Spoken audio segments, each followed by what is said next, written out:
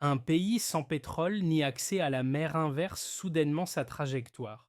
Au Burkina Faso, des projets modestes mais ciblés ont transformé des pertes agricoles, des routes impraticables et l'absence d'électricité en levier concret de souveraineté économique et sociale. Que signifie ce basculement pour ceux qui vivent ces effets et comment la vision d'Ibrahim Traoré redéfinit-elle les attentes d'un État longtemps jugé dépendant? Un avenir se dessine, fragile mais déterminé. Cette analyse promet de clarifier comment une stratégie d'autosuffisance, souvent jugée irréaliste, s'est traduite en résultats tangibles dans un pays enclavé du Sahel. Comprendre ces choix éclaire les bénéfices concrets pour l'agriculture, l'énergie et l'emploi. L'enjeu dépasse la simple liste de projets. Il s'agit d'évaluer si une orientation centrée sur les capacités locales peut réellement rompre un cycle ancien de dépendance, tout en maintenant des relations extérieures équilibrées. Derrière chaque route construite et chaque usine inaugurée se cachent des arbitrages politiques, des contraintes budgétaires et des attentes sociales élevées. Le cas burkinabé permet ainsi de mesurer ce qui est gagné lorsque l'État privilégie des investissements ciblés plutôt que des solutions importées clés en main. Mais une question demeure en filigrane. Ces avancées peuvent-elles durer face aux pressions sécuritaires, climatiques et géopolitiques propres à la région? C'est précisément ce point de tension qui rend la trajectoire actuelle si instructive et suscite l'attention bien au-delà des frontières nationales. En quelques années seulement, plus de 150 000 tonnes de tomates sont désormais transformées localement chaque année, là où une grande partie de la production finissait autrefois perdue ou bradée. Ce chiffre, apparemment technique, signale un changement structurel plus large impulsé sous la direction d'Ibrahim Traoré, dans un pays longtemps considéré comme condamné à l'assistance extérieure. Pour comprendre la portée de cette évolution, il faut revenir au contexte initial. Le Burkina Faso cumulait des handicaps majeurs: enclavement géographique, faible infrastructure, dépendance aux importations alimentaires et énergétiques, marge budgétaire limitée. Dans ce cadre, et l'idée même d'autosuffisance semblait relever davantage du discours politique que d'une trajectoire réaliste. Les attentes étaient basses, y compris parmi les partenaires internationaux. Ibrahim Traoré arrive à la tête de l'État dans cette phase de fragilité.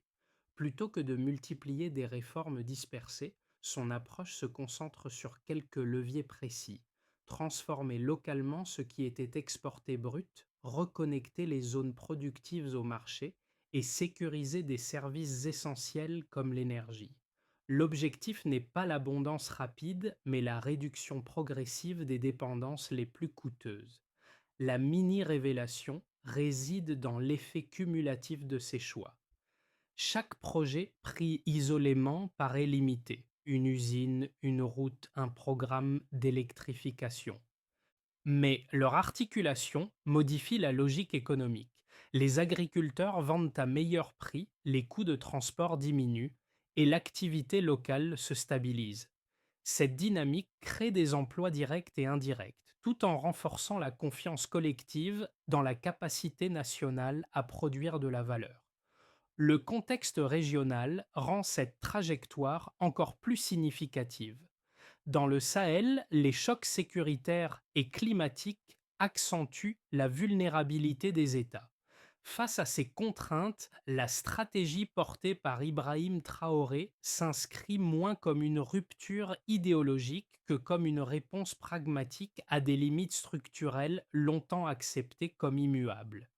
Pour saisir concrètement cette transformation, il faut suivre ceux qui en vivent les premiers effets, loin des discours officiels.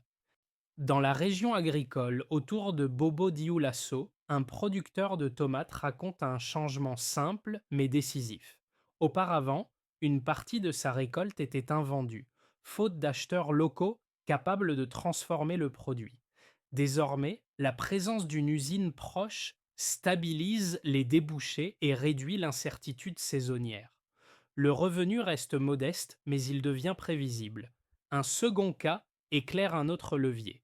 Dans un village récemment raccordé à l'électricité solaire, une infirmière décrit l'impact immédiat sur son travail quotidien. Les vaccins peuvent être conservés correctement. Les consultations ne s'arrêtent plus au coucher du soleil et les déplacements d'urgence diminuent. Ce progrès technique, limité en apparence, modifie la relation entre public et population en rétablissant une continuité longtemps absente. Ces trajectoires individuelles servent de fil conducteur pour comprendre une logique plus large. Les projets ne visent pas seulement la croissance mesurée en chiffres, mais la réduction de frictions quotidiennes qui freinaient l'activité et alimentaient le découragement. Routes praticables, énergie fiable, transformation locale. Chaque amélioration enlève un obstacle concret à l'initiative. Dans ce cadre, le rôle d'Ibrahim Traoré apparaît moins comme celui d'une figure lointaine que comme un point de convergence des attentes. Sa stratégie se lie à travers ses effets précoces, visibles avant même les bilans macroéconomiques. Elle repose sur l'idée que la crédibilité politique se construit d'abord dans l'expérience vécue des citoyens. Et c'est peut-être là l'essentiel. La souveraineté commence par des gains quotidiens visibles. Avant le tournant actuel, la trajectoire semblait figée. Les récoltes quittaient le pays à bas prix, les routes ralentissaient les échanges et l'énergie demeurait intermittente. Puis vient l'activation, une décision politique de concentrer des moyens limités sur des projets précis capables de produire des effets rapides et observables. Sous l'impulsion d'Ibrahim Traoré, l'État choisit de transformer localement plutôt que d'exporter brut, de relier plutôt que d'isoler, d'éclairer plutôt que d'attendre. La première impulsion se matérialise avec l'usine de transformation de tomates. Le geste paraît technique, presque banal. En réalité, il rompt un cycle ancien. Les agriculteurs cessent de vendre dans l'urgence et les intermédiaires perdent leur monopole et la valeur ajoutée reste sur le territoire. Cette activation enclenche une chaîne. Contrat plus stable, emploi direct, logistique locale renforcée. Le signal envoyé est clair et il est compris rapidement par les acteurs économiques. Le point culminant survient lorsque ces initiatives cessent d'être perçues comme isolées. La construction d'axes routiers, notamment vers les frontières méridionales, change l'échelle du raisonnement. Les routes ne servent plus seulement à circuler, elles redéfinissent les priorités. Les coûts de transport diminuent, les délais se raccourcissent et des marchés jusque-là théoriques deviennent accessibles.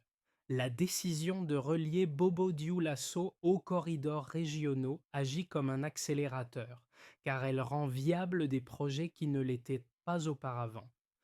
En parallèle, l'électrification solaire joue un rôle de catalyseur discret.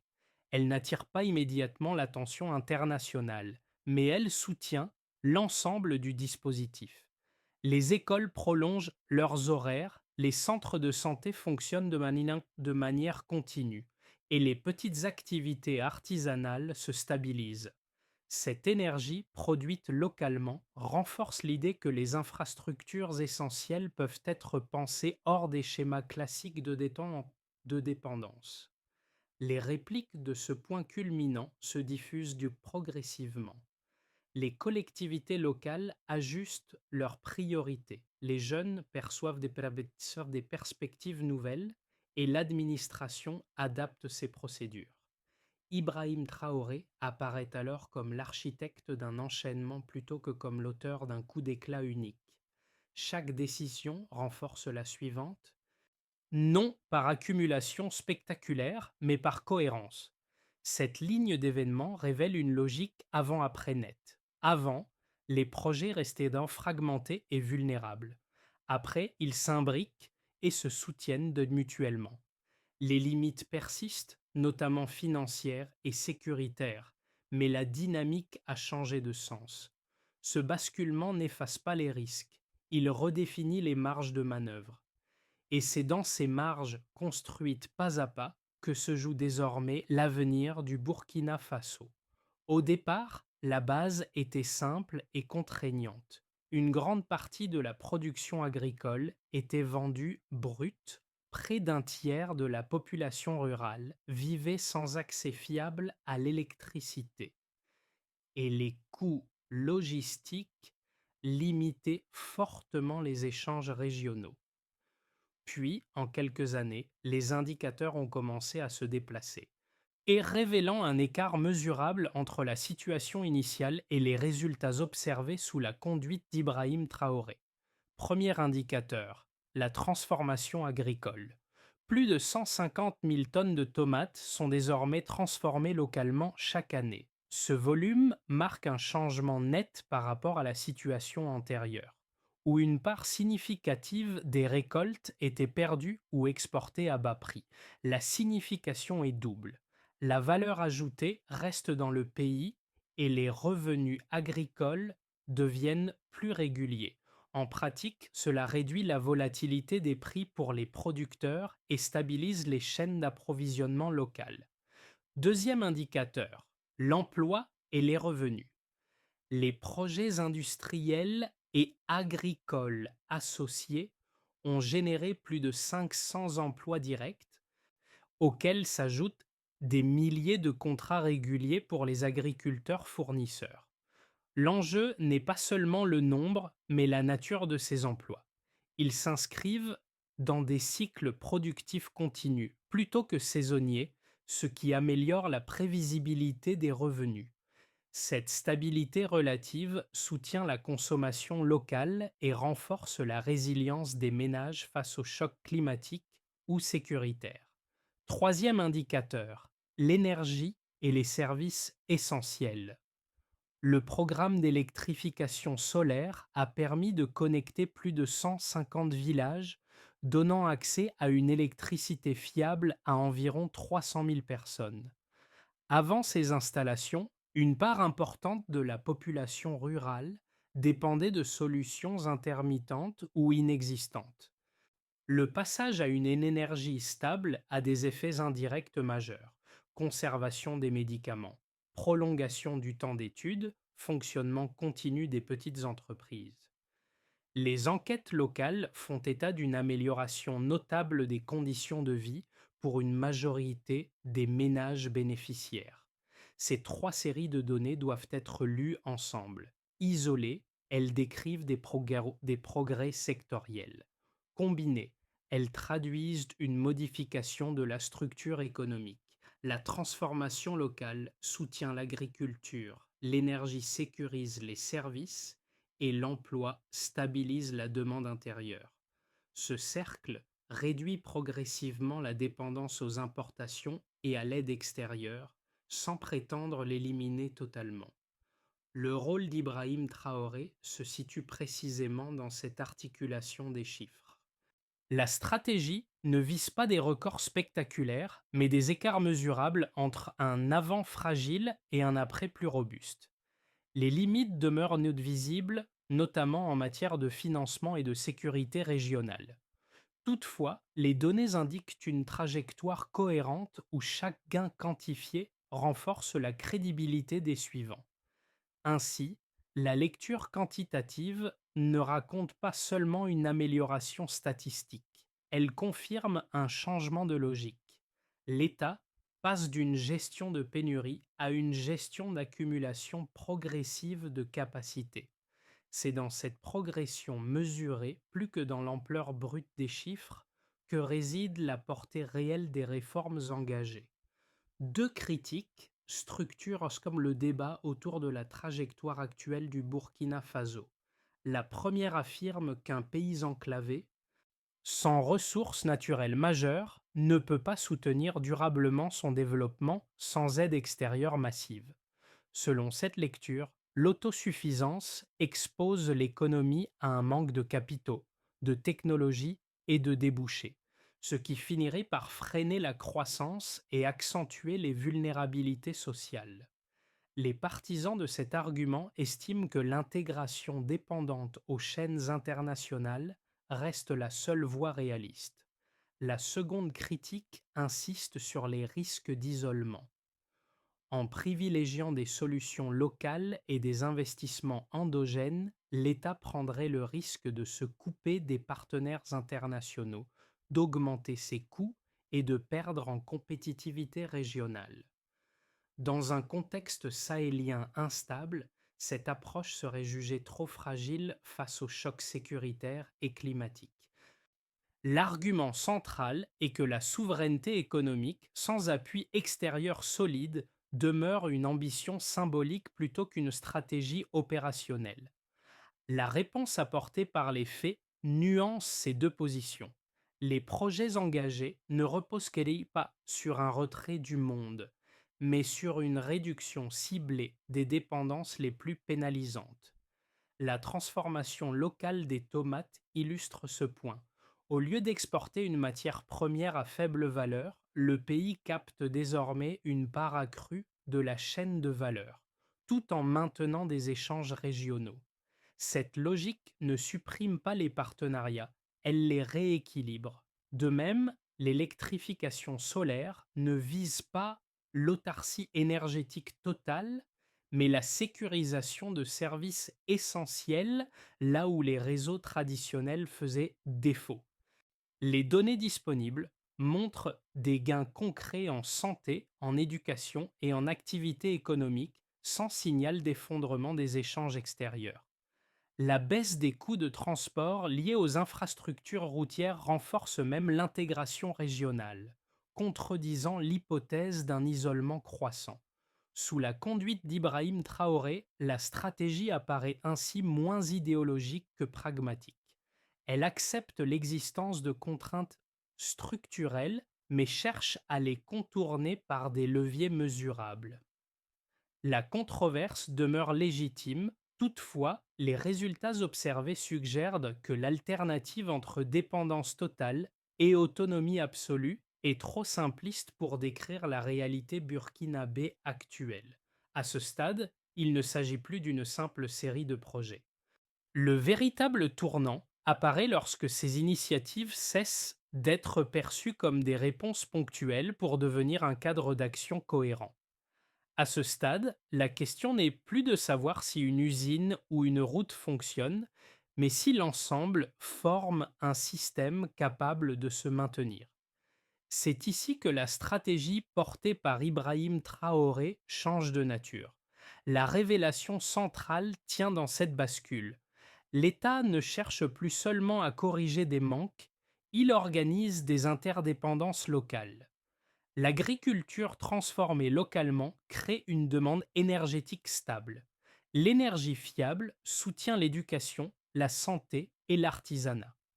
Les routes relient ces activités entre elles et vers l'extérieur. Chaque maillon renforce les autres, réduisant la fragilité globale. Ce changement de logique modifie aussi la perception du risque. Là où l'on craignait une accumulation de projets coûteux, apparaît une architecture progressive, capable d'absorber des chocs partiels sans s'effondrer. Les limites demeurent réelles, mais elles deviennent gérables plutôt que paralysantes. Au milieu du parcours, cette cohérence explique pourquoi les effets observés persistent au-delà de l'effet d'annonce. Ibrahim Traoré n'est plus seulement associé à des décisions visibles, mais à une méthode. Et cette méthode, fondée sur la continuité plutôt que sur l'urgence, redéfinit la trajectoire attendue du Burkina Faso dans un environnement régional instable. Les effets de cette trajectoire se listent différemment selon les groupes concernés, mais tous révèlent un déplacement tangible des contraintes quotidiennes. Pour l'État d'abord, la combinaison d'infrastructures et de transformations locales modifie la gestion budgétaire. La réduction des importations alimentaires transformées et la baisse des coûts logistiques allègent certaines pressions financières. Sans supprimer les déficits, cette évolution offre des marges d'arbitrage nouvelles permettant de prioriser des investissements sociaux plutôt que des dépenses d'urgence répétées. Sous l'impulsion d'Ibrahim Traoré, l'action publique gagne ainsi en prévisibilité, un facteur essentiel dans un contexte sahélien instable. Pour les entreprises locales, notamment les petites et moyennes structures, l'impact est immédiat. La disponibilité d'énergie fiable et de routes praticables réduit les coûts fixes et les interruptions d'activité.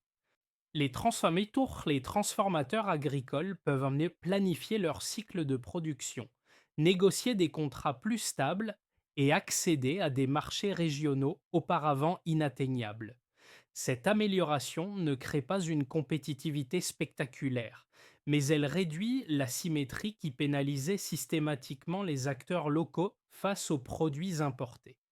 Du côté des populations rurales, les conséquences sont encore plus visibles. Les agriculteurs bénéficient de débouchés plus réguliers, ce qui diminue la dépendance aux ventes de détresse en période de surproduction. Les revenus restent modestes, mais ils deviennent plus continus. L'accès à l'électricité change également la vie quotidienne. Conservation des aliments, éclairage domestique, possibilité d'activités complémentaires. Ces gains, cumulés, renforcent la résilience des ménages face aux aléas climatiques et économiques. À l'échelle régionale, enfin, la dynamique enclenchée modifie la position du Burkina Faso. La baisse des coûts de transport sur les axes stratégiques facilite les échanges transfrontaliers et renforce l'intégration économique avec les pays voisins. Plutôt qu'un retrait, on observe une insertion plus équilibrée où le pays négocie à partir de capacités renforcées. Cette évolution reste fragile et dépendante du contexte sécuritaire, mais elle contraste avec l'image d'un État uniquement récepteur d'aide. Ces conséquences concrètes expliquent pourquoi la trajectoire actuelle suscite un intérêt croissant. Ibrahim Traoré apparaît ici comme le point de convergence d'attentes multiples: efficacité publique, opportunités économiques et amélioration des conditions de vie. Les résultats ne sont ni uniformes ni définitifs, mais ils redessinent les perspectives pour chacun de ces groupes. La question centrale devient alors moins celle de l'intention que celle de la consolidation. Comment maintenir ces effets dans la durée face aux chocs à venir sans retomber dans les cycles de dépendance passés? Dans un scénario de continuité, le Burkina Faso prolonge la trajectoire actuelle sans accélération majeure. Les projets engagés atteignent leur vitesse de croisière, les infrastructures existantes sont consolidées et les effets positifs se stabilisent. L'agriculture transformée localement maintient ses volumes, l'électrification solaire s'étend progressivement et les routes récemment ouvertes soutiennent les échanges régionaux. Cette option n'élimine pas les vulnérabilités, mais elle réduit les risques de recul. La priorité devient alors la maintenance, la coordination administrative et la sécurisation des acquis afin d'éviter une dispersion des ressources.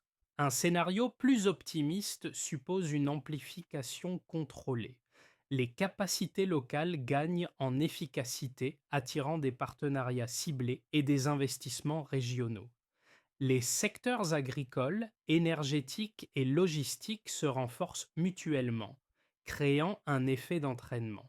L'amélioration de l'accès à l'éducation et aux soins soutient la productivité, tandis que les entreprises locales montent en gamme. Dans cette configuration, le pays devient une référence régionale pour un développement fondé sur l'endogénéité, sans rompre avec l'extérieur. La clé reste la capacité de l'État à gérer cette croissance sans créer de nouvelles dépendances. Le scénario pessimiste repose sur une dégradation du contexte sécuritaire ou géopolitique. Les tensions régionales freinent les échanges, retardent les projets d'infrastructure et découragent certains investissements. Les gains réalisés subsistent, mais leur portée se réduit, obligeant l'État à arbitrer entre urgence et développement. Même dans ce cas, les capacités construites offrent un socle de résistance supérieur à celui du passé, limitant les effets de choc. Dans chacun de ces scénarios, une recommandation de fond s'impose, raisonner en termes de conditions plutôt que de promesses. Si la coordination administrative se maintient, si les infrastructures sont entretenues et si les choix restent ciblés, alors les marges de manœuvre s'élargissent. À l'inverse, une dispersion des priorités réduirait rapidement les bénéfices observés. La trajectoire dépend donc moins d'un événement unique que de la constance des décisions à venir. Au-delà des indicateurs macroéconomiques, cette trajectoire touche différemment les groupes sociaux. Et c'est là que sa portée devient tangible pour le public. Pour les jeunes urbains, souvent confrontés au chômage ou à la migration contrainte, l'émergence d'activités locales crée des perspectives limitées mais concrètes. Les emplois ne sont pas massifs, toutefois, ils signalent qu'une insertion professionnelle sur place reste possible, réduisant l'idée d'un départ comme unique horizon. Pour les femmes, en particulier dans les zones rurales, les effets se manifestent à travers l'accès à l'énergie et au marché. L'électricité solaire allège certaines tâches domestiques, prolonge les heures d'activité et facilite de petites initiatives économiques. La transformation agricole locale ouvre aussi des espaces de travail plus proches du domicile, renforçant l'autonomie financière même à une échelle modeste. Ces changements ne bouleversent pas les rapports sociaux, mais ils introduisent des marges d'action nouvelles. Les agents des services publics, enseignants et personnels de santé perçoivent également une différence. Des infrastructures plus fiables améliorent la continuité du travail et réduisent l'épuisement lié aux ruptures fréquentes. Cette stabilité relative influence la qualité des services offerts et la relation de confiance avec les communautés. Pour le public observateur, la figure d'Ibrahim Traoré cristallise ces attentes multiples. Il n'est pas perçu uniquement comme un décideur politique, mais comme le symbole d'une orientation qui privilégie des améliorations concrètes plutôt que des promesses abstraites. Cette identification explique l'écho rencontré, mais elle comporte aussi un risque, celui de concentrer des espoirs excessifs sur une trajectoire encore fragile. Au final, ce que le public retient tient moins à l'ampleur des résultats qu'à leur lisibilité. Lorsque les effets sont visibles et compréhensibles, ils nourrissent une adhésion prudente fondée sur l'expérience vécue plutôt que sur le discours. La consolidation de la trajectoire engagée repose sur une feuille de route pragmatique articulée autour d'étapes claires et mesurables. Premièrement, la priorité concerne l'entretien et l'optimisation des infrastructures existantes. Routes, dit unités de transformation et installations solaires doivent être maintenues à un niveau fonctionnel constant afin d'éviter l'érosion rapide des gains initiaux. Cette étape implique une coordination renforcée entre administrations locales et services techniques. Deuxièmement, le renforcement des compétences constitue un levier central. Former les agriculteurs, techniciens et agents publics permet d'améliorer l'efficacité des projets sans multiplier les investissements lourds. L'objectif est de transformer des équipements déjà présents en capacités durables, capables de s'adapter aux contraintes climatiques et sécuritaires.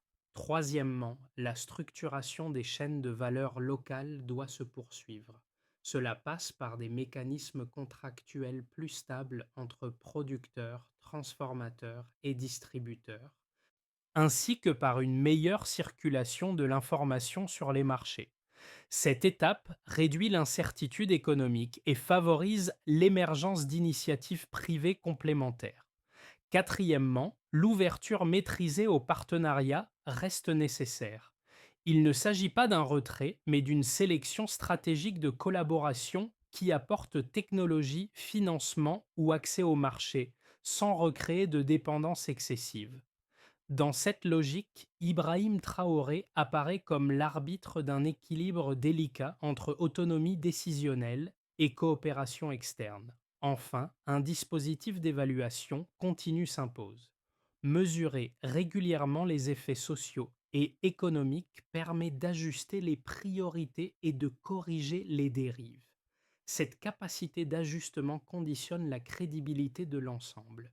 Si ces étapes sont respectées, et alors les avancées observées peuvent s'inscrire dans la durée. À défaut, les progrès risquent de rester fragmentaires. La réussite dépend donc moins d'une annonce nouvelle que de la rigueur appliquée à ce chemin déjà tracé. Le parcours engagé trouve son sens lorsqu'on revient aux scènes du quotidien qui ont ouvert ce récit.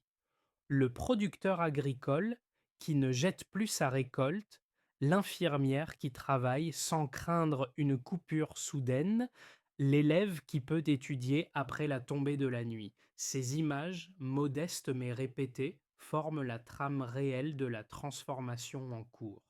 Ce fil conducteur relie des choix politiques abstraits à des expériences concrètes.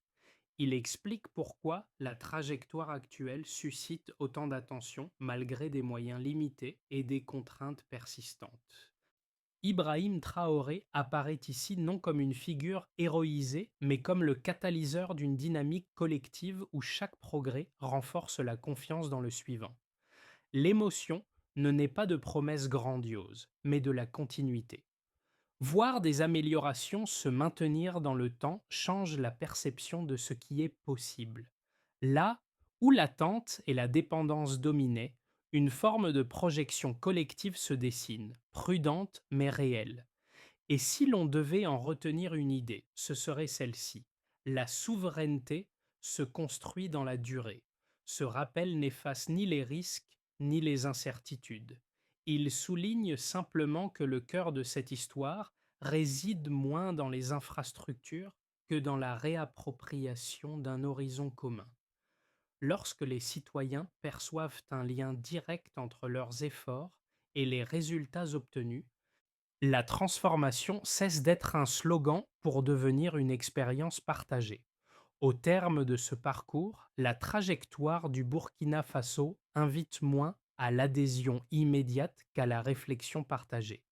Elle pose une question simple mais exigeante. Que se passe-t-il lorsqu'un pays choisit de fonder son développement sur des capacités visibles et appropriées par sa population, plutôt que sur des solutions imposées de l'extérieur? Cette interrogation dépasse le cadre national et trouve un écho dans de nombreuses sociétés confrontées à des choix similaires. L'expérience conduite sous la direction d'Ibrahim Traoré ne propose pas un modèle universel ni une recette exportable telle qu'elle, elle offre plutôt un ensemble de repères faits de décisions graduelles, d'arbitrages assumés et de résultats observables. C'est cette lisibilité qui permet le débat, la comparaison et éventuellement l'inspiration. La discussion reste ouverte. Ces avancées peuvent-elles être consolidées dans la durée et à quelles conditions? Quels enseignements peuvent en tirer d'autres pays confrontés à des contraintes comparables? L'enjeu n'est pas de trancher définitivement, mais de nourrir un échange informé, fondé sur des faits plutôt que sur des slogans.